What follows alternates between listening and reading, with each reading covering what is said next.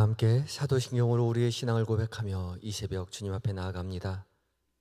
나는 전능하신 아버지 하나님 천지의 창조주를 믿습니다. 나는 그의 유일하신 아들 우리 주 예수 그리스도를 믿습니다. 그는 성령으로 잉태되어 동정녀 마리아에게서 나시고 본디오 빌라도에게 고난을 받아 십자가에 못 박혀 죽으시고 장사된 지 사흘 만에 죽은 자 가운데서 다시 살아나셨으며 하늘에 오르시어 전능하신 아버지 하나님 우편에 앉아 계시다가 거기로부터 살아있는 자와 죽은 자를 심판하러 오십니다. 나는 성령을 믿으며 거룩한 공교회와 성도의 교제와 죄를 용서받는 것과 몸의 부활과 영생을 믿습니다. 아멘. 찬송가 401장으로 우리 주님을 찬양하시겠습니다.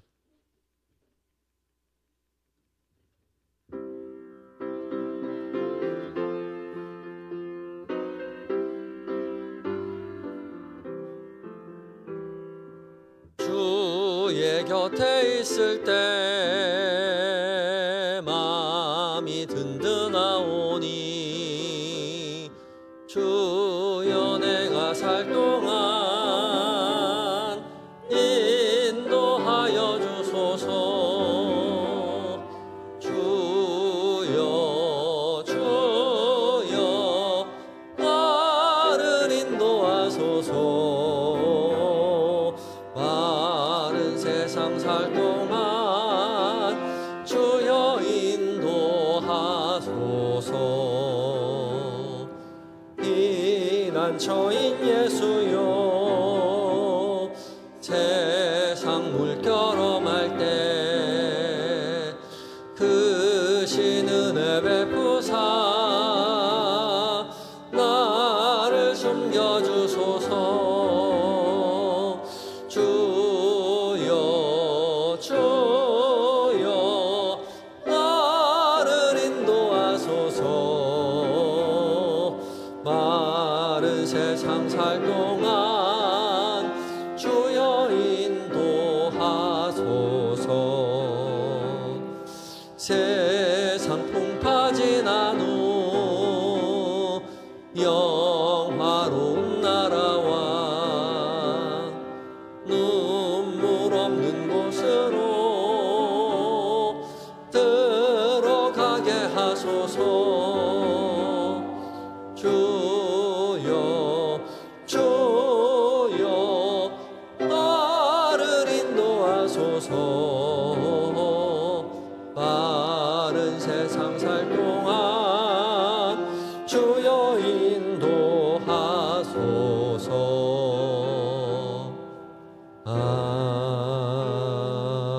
아멘. 이 시간 함께 묵상할 하나님의 말씀은 창세기 47장 13절로 26절까지의 말씀입니다. 창세기 47장 13절로 26절까지의 말씀 구약 76쪽에 있습니다.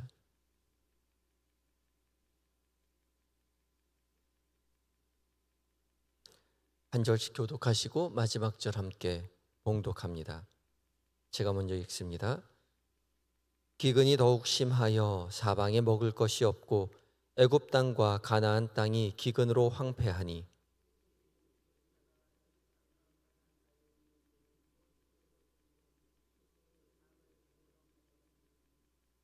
애굽 땅과 가나안 땅에 돈이 떨어진지라. 애굽 백성이 다 요셉에게 와서 이르되 돈이 떨어졌사오니 우리에게 먹을 거리를 주소서. 어찌 주 앞에서 죽으리이까.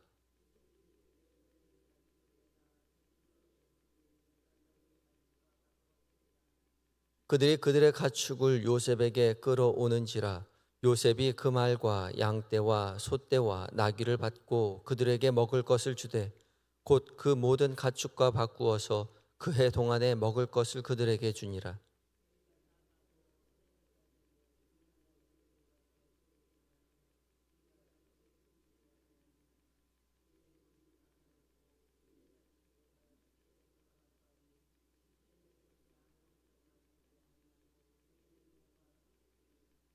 우리가 어찌 우리의 토지와 함께 주의 목전에서 죽으리이까. 우리 몸과 우리 토지를 먹을 것을 주고 사소서.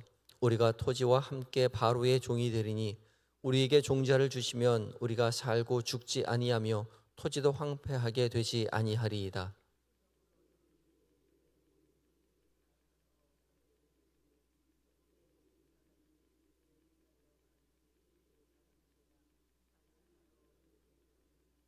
요셉이 애굽 땅 이 끝에서 저 끝까지의 백성을 성읍들에 옮겼으나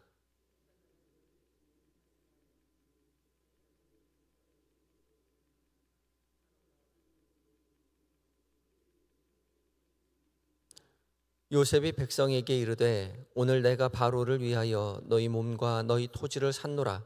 여기 종자가 있으니 너희는 그 땅에 뿌리라.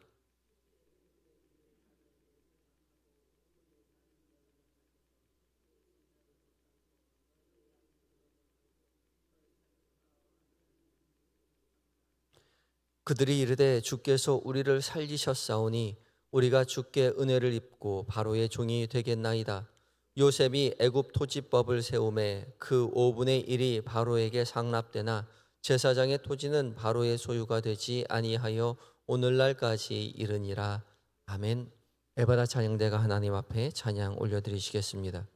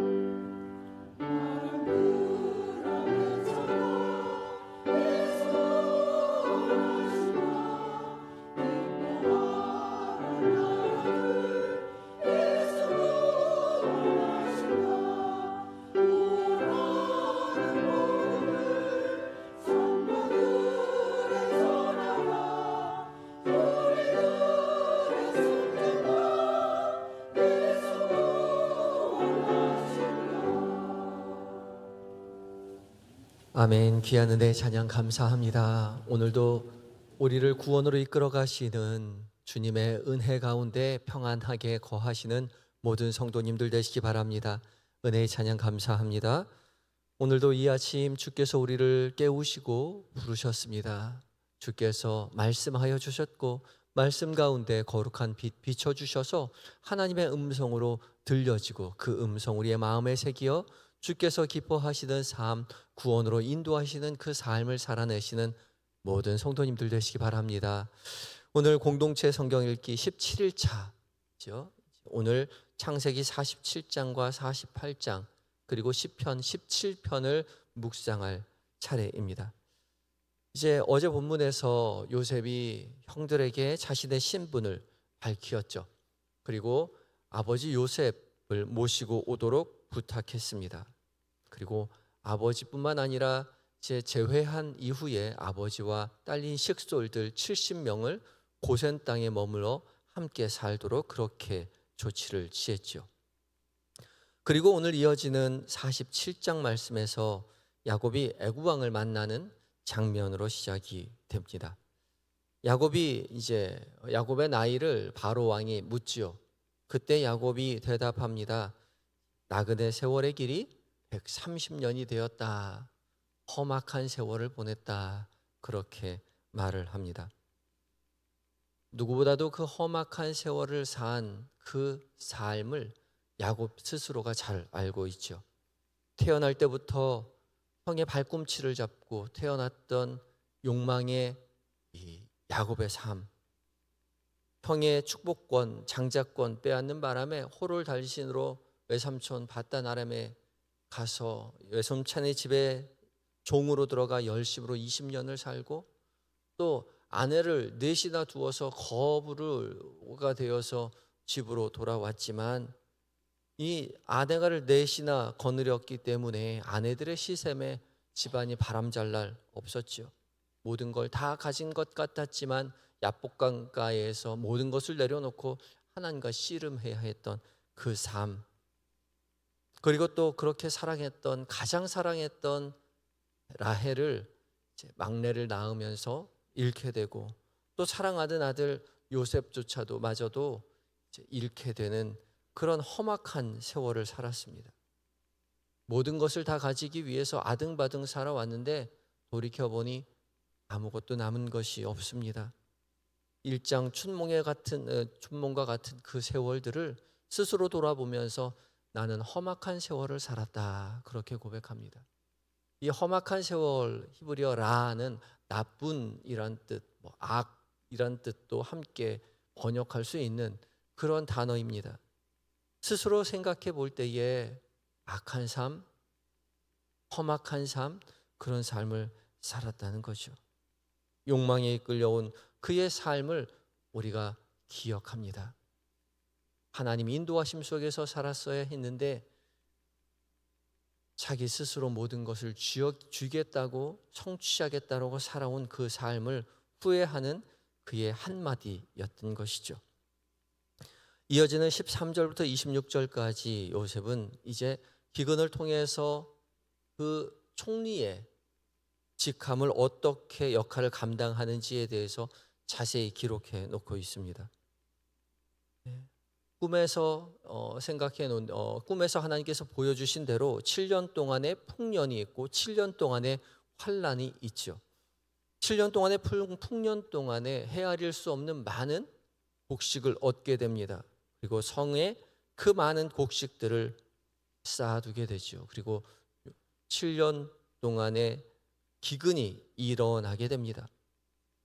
기근이 심해지자 사람들이 요셉에게 찾아와서 돈을 내고 곡식을 사 먹습니다. 그러다가 돈이 다 떨어지자 이제 가축을 주고 곡식을 사 먹죠. 그리고 다음 해가 됩니다. 이제 두 번째 해가 됐는데 기근이 계속되자 사람들은 돈도 없고 가축도 없죠. 남은 것은 몸과 토지뿐입니다. 요셉에게 나와서 하소연을 할 때에 토지를 요셉에게 팔고 종자를 받으라고 이야기합니다. 그래서 소작농이 되게 되는 거죠. 애굽의 모든 토지를 요셉은 다 사서 애굽 왕 바로의 소유권을 다 돌려줍니다. 그리고 소작농이 된 사람들에게 종자를 나누어 주면서 이것으로 너와 식솔들이 먹고 나머지는 파종을 해서 농사를 지으라고 하죠. 그리고 거기에서 추수해서 얻은 곡식의 5분의 1을 세금으로 내라, 그렇게 말합니다. 결국 애굽의 모든 토지가 바로 왕의 소유가 되죠. 모두 국유화된 것입니다. 그리고 요셉은 이를 바탕으로서 이주 정책도 펴고 토지법을 공고히 하게 됩니다. 21절 말씀에 요셉이 애굽 땅 이 끝에서 저 끝까지의 백성을 성읍들에 옮겼다 말합니다. 모든 소작농이 된 사람들을 이곳에서 저곳으로 성읍들에 옮겼습니다. 이 성읍들은 어떠한 성읍이냐면 풍년 때에 곡식을 저장했던 성읍들이었죠. 그 성읍에 사람들을 이리저리로 옮겨서 가까이 살도록 했던 것이죠. 그리고 풍년 동안에 쌓아두었던 그 곡식으로 말미암아 그 모든 사람들이 살 수 있도록 그렇게 해 주었습니다. 요셉이 얼마나 지혜롭게 이를 대처했는지 요셉에 다가왔던 사람들이 요셉을 이렇게 평가하고 있습니다. 25절입니다. 25절, 47장 25절에 그들이 이르되 주께서 우리를 살리셨사오니 우리가 주의 은혜를 입고 바로의 종이 되겠나이다. 자신의 모든 소유와 자신의 모든 가축과 모든 재산을 요셉의 손에 의하여 바로에게 넘겼음에도 불구하고 그들은 은혜를 입었다, 그렇게 고백을 하고 있죠. 요셉 덕분에 바로 왕은 모든 소유를 자신의 소유로, 모든 땅을 자신의 소유로 얻을 수 있었습니다. 7년 동안의 대기근, 그 대기근으로 말미암아 오히려 바로 왕은 복을 얻게 되었던 것이죠. 기근이 재앙이 아니라 축복이었습니다. 어떻게 해서 그럴 수 있었을까? 요셉이라는 하나님의 사람이 곁에 있었기 때문에 그랬던 것이죠. 그래서 믿음의 사람들에게 있어서 고난은 더 이상 고난이 아니라 축복의 통로가 될 수 있습니다. 오히려 주님을 곁에 붙들고 주님 의지하여 든든히 그 고난 가운데 고난을 이기고 파도를 타고 높이 솟아오를 수 있게 된다는 것이죠. 주님과 함께라면 고난도 축복이 될 수 있습니다.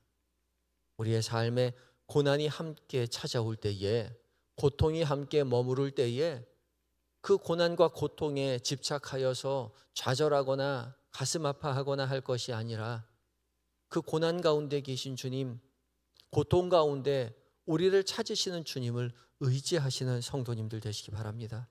그리하여서 더 이상 고난이 아니라 그 고난이 축복의 통로가 되는 은혜를 경험하시는 모든 성도님들 되셔야 할 것입니다. 또한 고난 가운데 믿음의 사람을 곁에 두었던 바로를 봅니다. 믿음의 사람이 곁에 있었기에 고난을 넉넉히 이겨낼 수 있었던 것이죠.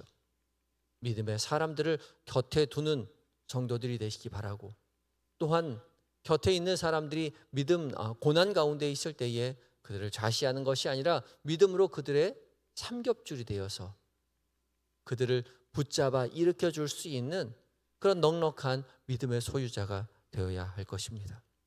가진 것이 없지만 기도함으로 하나님께서 주신 지혜로 어렵고 힘든 사람을 붙잡아 일으켜 넉넉히 그 길을 걸어갈 수 있게 해줄 수 있었던 것이죠. 믿음으로 말미암아 주님을 붙들고 나아가고, 또한 믿음으로 말미암아 살아가는 사람을 곁에 두어서 어렵고 힘든 세월들을 축복으로 변화되게 되는, 축복을 누리게 되는 모든 성도님들이 되셨으면 좋겠습니다. 이어지는 48장, 이제 야곱이 요셉의 두 아들 에브라임과 므낫세를 축복하는 장면입니다. 특이한 점은 4장 1절부터 47장 1절부터 48장 1절부터 7절에서 야곱이 요셉의 두 아들 에브라임과 므낫세를 자신의 양자로 드리는 장면입니다. 둘은 요셉의 두 아들이었기 때문에 손주였는데 요셉에게 이야기하기를 이 둘을 나의 아들처럼 두겠다, 그렇게 말하죠. 이것을 통해서 이스라엘은 이제 에브라임 지파와 므낫세 지파가 생기게 됩니다. 그리고 이어지는 8절부터 계속되는 9절 싸움 속에서 에브라임과 므낫세를 축복을 합니다. 그런데 특이하게도 손을 엇갈려서 장자였던 므낫세에게는 왼손을, 그리고 차자였던 에브라임에게는 오른손을 들어서 축복을 합니다. 이상하게 여겼던 요셉이 이야기하지만 야곱은 알고서 축복을 그렇게 한다라고 말하죠. 에브라임에게 장자의 축복을 더해 줍니다. 그리고 정말로 후일에 에브라임이 므낫세보다 훨씬 더 큰 민족이 되죠. 이렇게 하나님은 축복을 바꾸신 적이 한두 번이 아닙니다. 장자라고 해서 큰 복을 늘 주셨던 것이 아니고, 차자라고 해서 복을 내리지 아니하셨던 것도 아니죠.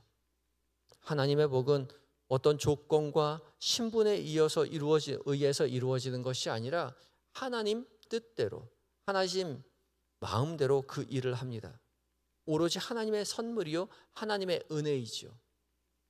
하나님의 마음대로 하는 것 같지만 가장 좋은 것으로 모든 사람들에게 입혀주신다라고 하나님 말씀하고 계시죠. 그러하기에 복을 받았다고 해서 교만할 것도 없고 남들보다 복을 덜 받았다고 해서 낙심할 것도 없습니다. 가장 선하신 하나님께서 나에게 가장 좋은 것으로 입혀주시고 먹여주시기 때문에 그렇죠. 하나님의 일하심에는 후회하심이 없습니다. 오늘 내 앞에 펼쳐지는 모든 일들이 주께서 인도하시는 길이기에, 주께서 함께 하시는 길이기에 나에게 가장 좋은 것으로 먹이시고 입히실 것입니다. 그것을 믿고 신뢰하며 감사함으로 믿음의 길 걸어가시기 바라고, 행여나 부족한 것이 있어 보인다면 더욱 기도함으로, 의지함으로, 주께서 주시는 지혜로 그 고통과 어려움과 아픔을 견디어내고 이겨내시는, 그렇게 하루를 살아가시는, 인생을 살아가시는 한영의 모든 성도님들이 되시기를 예수 그리스도의 이름으로 축복합니다. 오늘 기도할 때에 고난 가운데 낙담하지 않고 주님 붙잡고 의지하여서 고난을 축복으로 통과하게 되는 은혜를 누리게 해달라고 기도하시기 바라고, 또한 고난과 어려움이 있을 때 믿음의 사람을 곁에 붙여줘 달라고 기도하시기 바라고, 또한 곁에 어려운 사람이 있다면 그들의 삼겹줄이 되어서 함께 고난을 이겨나가는 복이 있게 해달라고 간절한 마음 가지고 기도하며 나아가겠습니다. 다 같이 기도하시겠습니다.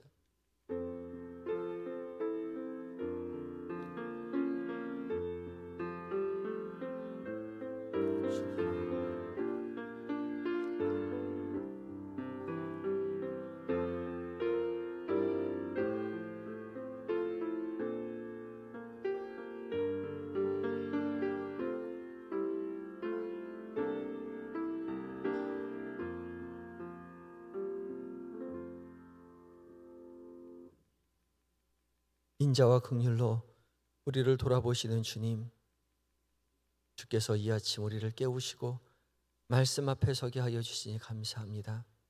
연약하고 부족한 우리를 주님 늘 붙잡아 주시옵시고 주의 은혜로 살아가며 주께서 나와 함께 하심을 우리의 두 눈으로, 우리의 마음으로 하나님 보고 고백하며 한날 살아갈 수 있도록 주님 도와주시옵소서.